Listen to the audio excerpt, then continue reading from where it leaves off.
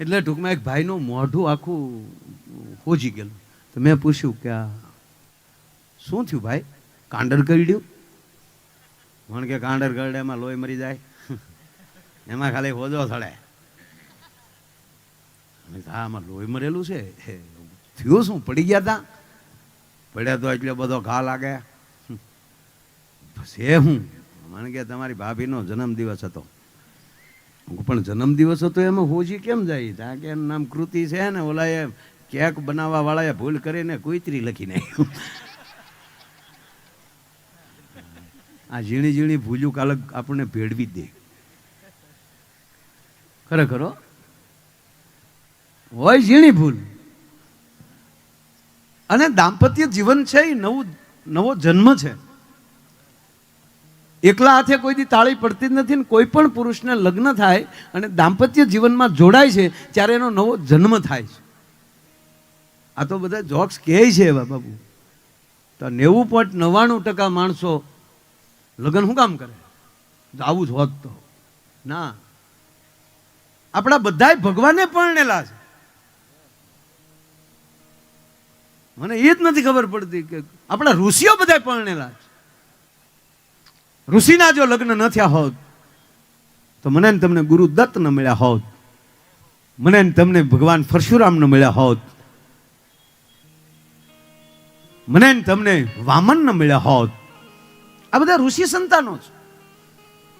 એના આપણા ગોત્રો થાય. આપણા ગોત્ર એને જ કહીએ કે જેમાલી વંશ ચાલ્યો હોય. અહીંયા જેટલા બેઠા છે ને 18 વરણ પગે લાગીને કહો, બાપ કોઈ નાનો મોટો નથી. આખર પાયામાં તો ઋષિ બેઠો છે. આપણે બધા ઋષિના સંતાન છીએ. કોઈ નાનો મોટો નથી. 4 વરણ જે છે એ શ્લોક છે કે હે ઈશ્વર, મારું મુખ છે એ બ્રાહ્મણ જેવું બને, મારા મોઢામાંથી સારી વસ્તુ બોલાય. હે ઈશ્વર, મારી ભુજાઓ ક્ષત્રિયોની બને, મારું પેટ વૈશ્ય બને, મારા પગ સેવક બને. આખો શ્લોક છે. મુખસ્ય બ્રાહ્મણો.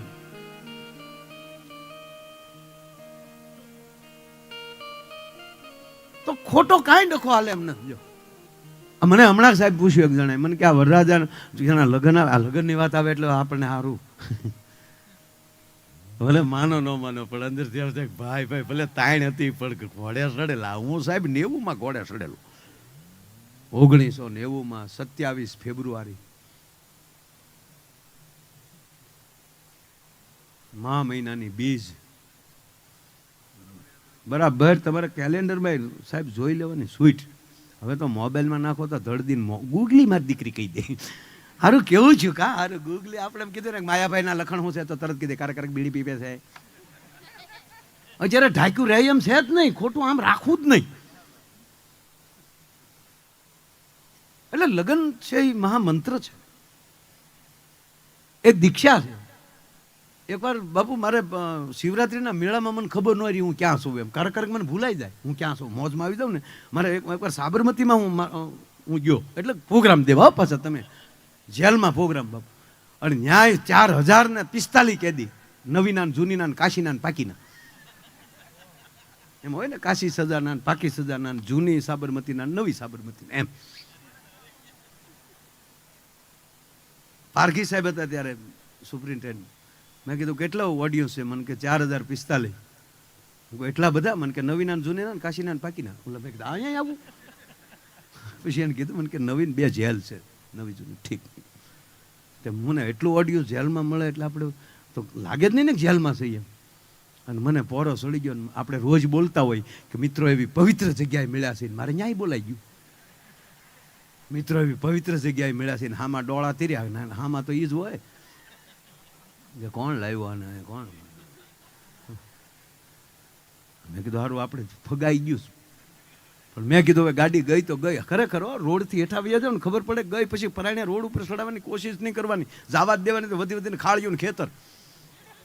આપણે પરાણે ખી કરતા રોડે ચડાવવા જાય ને ત્યાં ગોથા ખાઈ જાય. મેં કીધું ગઈ ગાડી તો ગઈ. મેં નહીં મિત્રો, જો સદગુરુની કૃપા ને આપ જેવા વડીલોની કૃપા થાય ને સાહેબ તો તરત ને તરત અંદરથી એક પાવર મળી જાય, શબ્દ આવી જાય. એટલે મેં કીધું નહીં મિત્રો, પવિત્ર જગ્યાએ મળ્યા છે. જેલ એટલે જ્યાં ભગવાન કૃષ્ણનો જન્મ થયેલો. ત્યાં તો ઓલા તાળીઓ મળ્યા પાડવા, મેં હાલ્યું જો. પણ એક જણો ઊભો છે. મને કે હવે બસ હો. કા મને કે કૃષ્ણ ભગવાન જન્મતા વેતા પીડ્યા થાય 20 વર્ષથી જામીન નથી જડતા. અને હામામાં માંગુ ક્યાં સાહેબ છે, મેળ ન આવતો ક્યાંય. એટલે મારે સાહેબ ક્યાં આવ્યું ફરફરી. એટલે એક તો ટાઈટ ભાઈ ને આને ક્યાં લાવ્યા પાછા. બાપુ ખરેખર ઈ આવે ને તો હું બધું ભૂલી જાઉં. કારણ કે હું નાનો હતો ને તેથી મને ઓલી મધની માખી કરડેલી મોટી બૂમ કરતી આવીને કરડીને જે મને દુખ્યું હતું, હજી પણ કે બૂમ થાય તો મને આમ થઈ જાય માખી જ આવી, આમ કીટ ભંગ લાગુ પડી ગયો છું. વિડીયો વાળા ત્યાં પણ નવું નવું લાવે છે. અમારા લગ્ન વખતે તમે હતા ક્યાં? ત્યારે બાપુ ઓલા કેમેરા, આ કેમેરા જવડી તવડી કેસેટું VCR અવડું લાવવાનું જોવામાં, અને હાણીસીથી ચેનલો ફેરવીએ ત્યારે માઇન્ડ મેળ આવતો. ત્યારે રામાયણ સિરિયલ શરૂ થયેલી હતી. બે બેનો વાતો કરતી થયું. રવિવારે હાનના ભેગા થયા ને પછી એ કે બેન તે આ વખતે રામાયણનો હપ્તો જોયો? તાક મારે ન જોવાનો, હાણસી ન જડી. એ બેનું અત્યારે તમે કેવું ભાગશાળી રિમોટમાં આવી ગયો, ડોઈસીને પૂછો મરી ગયું, હાણે છે ચેનલું ફેરવીને. ઓલું ચેનલનું બટન તૂટી ગયું ને તે હાણે છે કટાટ કટાટ પાછા ફેરવીને એ રાખજો બસ આવી ગયું કે. એમાં એન્ટેના ઉપર કાગડો બેહે તો આખું ઝરમરિયા આવે. તો એક જણાને બહાર બેહાડો ને ભૂલથી એન્ટેના ઉપર કઈ પક્ષી નો બેહી જાય. આવી તાણીમાં અરે અમુક બેનું તો ઝરમરિયા આવે તો આખી રાત નવું ટીવી લાવે ને તો આખી રાત બેહે. તો આપણે કઈ શું કર ટીવી જો, આપણે કઈ પણ ઝરમરિયા આવે તો ઝરમરિયા જો. હવે ઝરમરિયા જોઈને રાજી રહેતા હોય એને ફિલ્મ જોવા લઈ જવા પડે.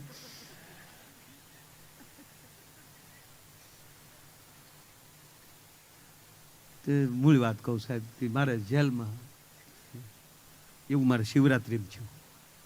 શિવરાત્રિમાં મોજમાં આવી ગયો ને આવી લગ્નની વાત કરતો હતો અને મારે સાહેબ બોલાઈ ગયું કે આ દુનિયામાં કોઈ લગ્ન વગરનો બાકી છે જ નહીં. 300 સિપિયા ઊભા છે.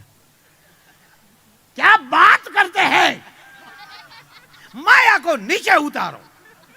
હાલે લે મેં કીધું મેં ઘોડું ઝાડ કર્યું, મને ક્યાં કોઈ ફરમાઈશ આપી હતી કે હું બોલું છું.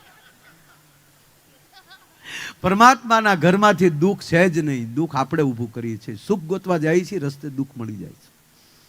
વાવી છે બાજરો અને નિંદામણ ઉગે એની હાથે. એટલે મેં બાપુને કીધું હવે બોલાઈ જ ગયું છે. મેં કીધું બાપુ પ્લીઝ આપને પગે લાગુ, મને આંખો સાંભળી લ્યો અને પછી જો તમને ભૂલ લાગે તો તમારો શીપિયો મારો વાહો. માહા નહીં મોઢા. મેં મોઢા ભાઈ મેં કીધું, પણ આંખો તો સાંભળો. પછી વાસુદેવ બાપુ વધારે બોલ્યો कि बाबा आपका भी लग्न हुआ है. ता तो पकड़ा है, क्या बोलता है बाबू, सुनो पहले. आपका भी लग्न हुआ, हमारा भी लग्न हुआ, 2 लग्न में फर्क था. जो टर्न मारो. आपका लगन हुआ तब स्वयंवर हुआ था सदगुरु के देश में. परने शब्द ने सुरता नार, सदगुरु का शब्द आपकी सुरता को लग गया, आपने दीक्षा लिया, हमने मांडवे में फेरा किया और नहीं जामा तो रिक्शा लिया.